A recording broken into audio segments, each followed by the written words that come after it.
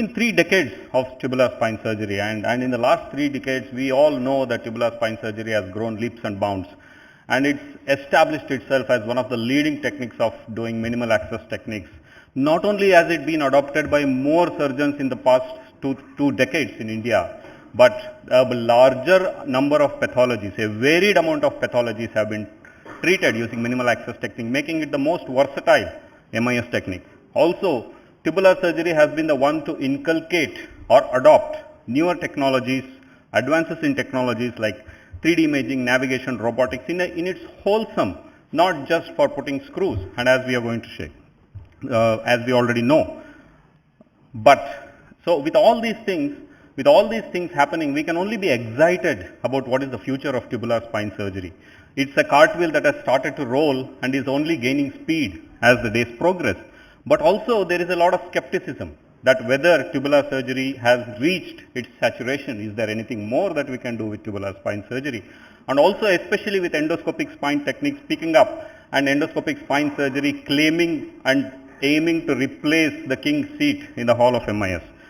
But if you see the data, so this is the data that we collected. We have been talking so much about endoscopy and its application and how many courses and how many surgeons are doing that we have neglected the growth of tubular surgery and we have not paid attention to the growth. So this is the data that is from India. It's not like a wholesome data, it is just a part of the data given by one particular company. I'm not going to name them. It's from multiple places. And it has shown that the tubular spine surgeries have grown not only in terms of instrumentation, this is for discectomy, and this is for MIS screw usage data. So tubular surgery has been growing consistently over the last 5 to 6 years as well.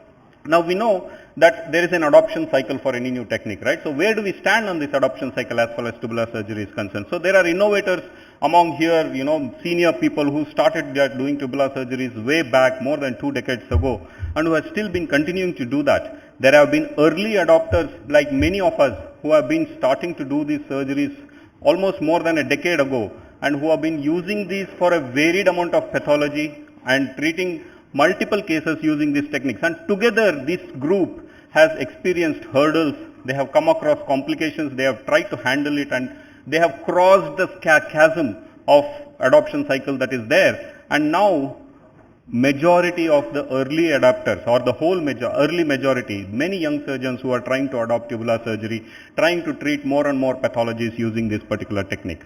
And it has also helped us that technology has also aided us in achieving this objective, especially with navigation, with available, I don't have to discuss what are the advantages over there. We have been able to treat multiple tumors, even spinal tumors, large tumors like this using small tubular incisions, which is a big breakthrough. Even complex cases like corpectomies, posterolateral, whether it be posterolateral approach or a lateral approach, can be treated by tubular techniques, which is very difficult with other techniques. Minimally invasive C1, C2 fusions can be done. Minimally invasive cervical pedicle screws have been done using tubular techniques as well.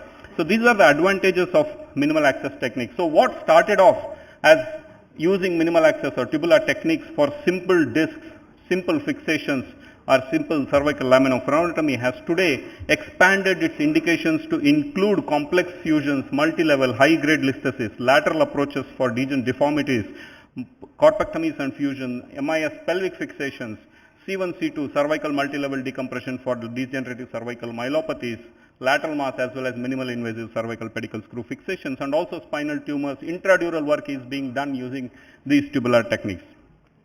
So if I have to say the future of tubular surgery is already here, we are already experiencing this,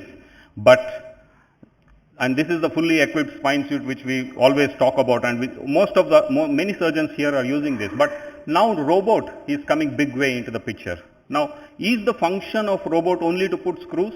The future again holds promise. So where probably drill attachments which are navigated or osteotomes which are navigated can be used using these robots to actually assess or actually make a tailored osteotomies using predetermined planning, preoperative planning that we do.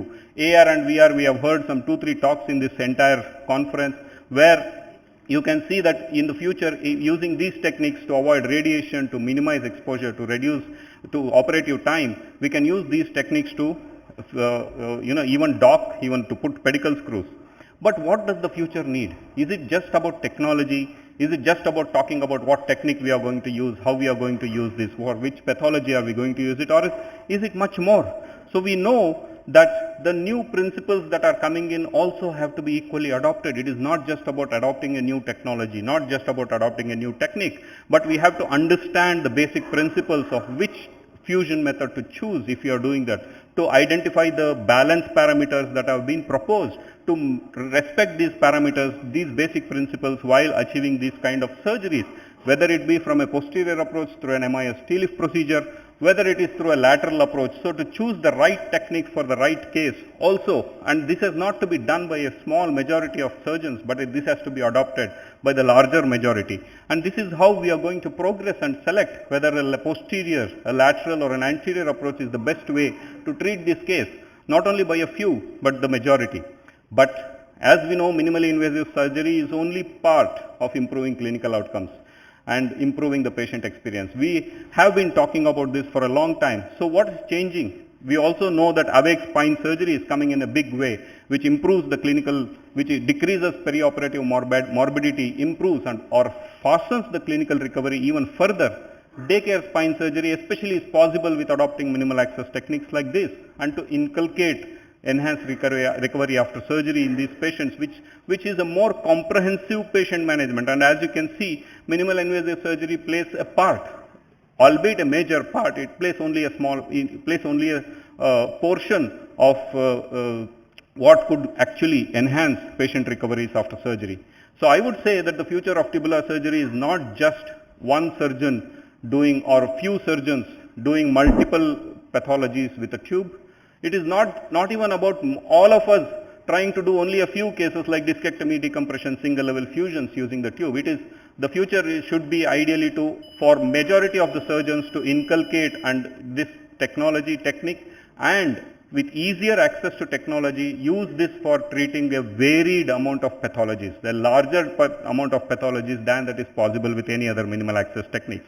It should also be complemented by increasing our knowledge, at the same time adherence to basic principles, to inculcate clinical protocols for early postoperative recovery, which are not even a gamut of tubular spine surgery. Thank you so much.